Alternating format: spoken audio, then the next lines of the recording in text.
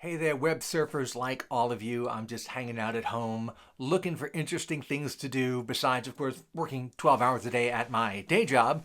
I'm not only not at my regular house, I am in my very rural bolt hole. And where to amuse myself, I've gone into the closets and back rooms here and dug up things from the old comic book and toy collection from the 80s and 90s and even before. And I've been showing off a new item from the collection every day on Instagram. Dan Ack, D-A-N-A-C-K on Instagram. So I thought for an initial peek into kind of Dan Daily, I would show you some of the first toys to go up on that Instagram channel. You know what? I started off with something strong, and I'll share that with you right now.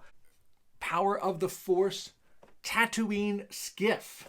Now, this is not the remake from a couple years after. This is the actual Kenner version from, I'm going to say 1984. Yeah, this is the 84 actual Kenner movie version. By then, they had already switched to the Power of the Force branding on these.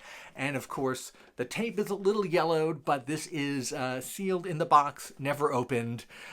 Because yes, I was that kid who bought the toys and then never opened them. The next day, I said, I'll do a toy that's a little newer, something from the. I thought it was part of the newer collection, but it's already 23 years old, so that counts as a new toy to me. X-Files Fight the Future, from the first X-Files movie, if anyone remembers that, where FEMA was the secret force controlling the entire United States government with, no oversight and the ability to do anything across the entire country.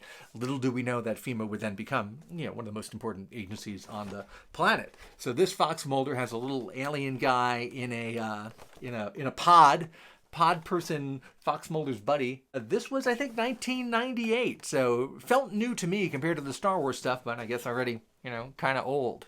I took a little bit of flack the following day for this guy, the Dune Sandworm, of course, from the classic film adaptation of Dune.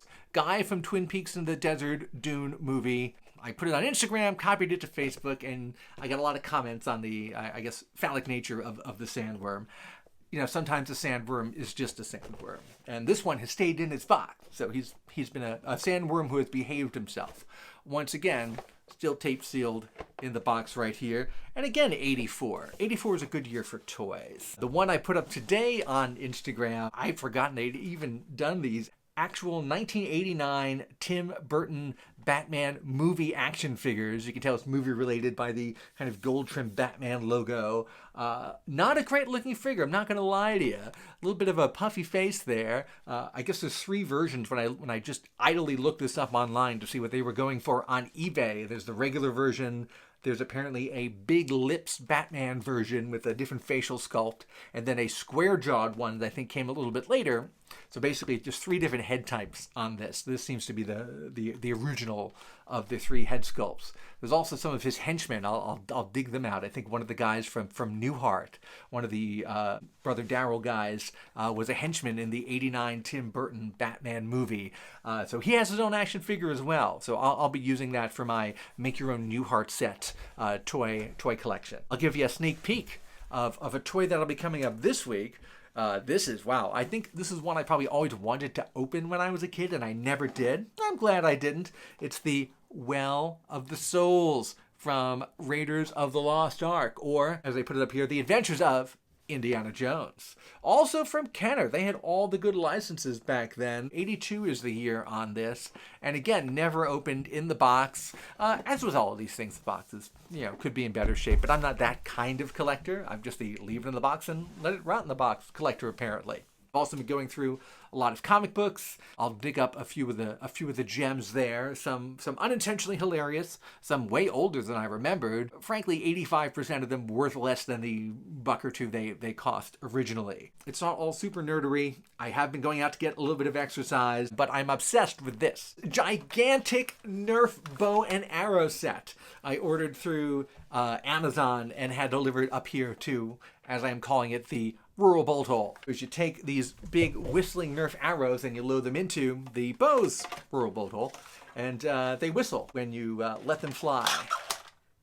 And I have gotten good enough that I am now maybe 1 out of 7. I'll hit the little target it comes with from about 15, 20 feet away. So look out, I'm really improving. So any bears or Sasquatches that want to come mess with my emergency stash of K-cups for my coffee maker, you better watch out. So that is what is happening here in the country, in between all of the regular journalism that happens when I'm locked up in a house with lots of toys and comics and games, but none of my modern amenities. I think the thing I miss the most is the old 65-inch OLED. Didn't even bring any game consoles with me, except for the Switch. Does that really count as a game console? That's more of a travel console. All I've played is Munchkin, and I want to play some Diablo 3. I'll get around to that eventually. I have not gotten aboard the Animal Crossing train just yet. I think I need a little more isolation time to really want to do the whole desert island vibe. All right, that's it for Dan Daly. I'll see you later.